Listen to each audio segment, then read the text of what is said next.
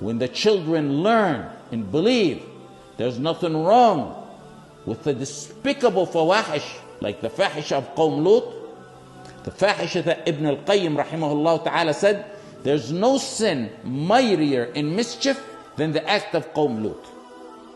He said it's a sin that falls after the sin of killing, and it might even be worse than killing. That's what he said. When they learn that such a despicable sin is normal and okay and permissible, there's nothing wrong with it, it's halal, that's istibaha. Istibaha means considering the haram halal. That's no longer a sin, it's kufr, even if one never engaged in that particular sin.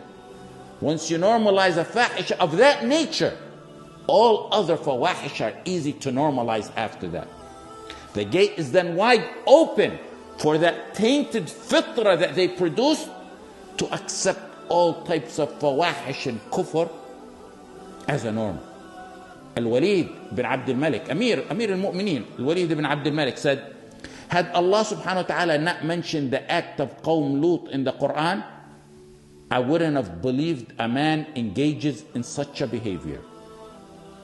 People began to take this matter pertaining to education in the West more seriously after the West began to push and promote the disgusting, despicable fahisha in the schools. But many don't know nor value Tawheed, because for years, way before that,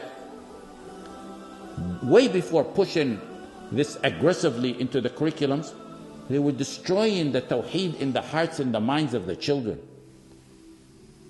Do you really think someone who goes to public schools 8 hours a day, around 8 months a year, 12 years of his life, knowing what goes on in these schools, you think he will come out loving Allah subhanahu wa ta'ala, the deen and Tawheed and the Aqidah properly? Or will he come out imitating the kuffar and falling into their sins and traps and losing his identity in Tawheed? Is someone who mingled with them to that extent going to grow up having the proper adawa to kuffar and kafara? These are not sins. These are matters of iman and kufr.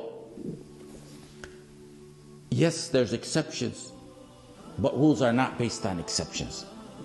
Aside from destroying the aqidah is another level, which is normalizing sins, making them halal, making them believe they're halal in a norm.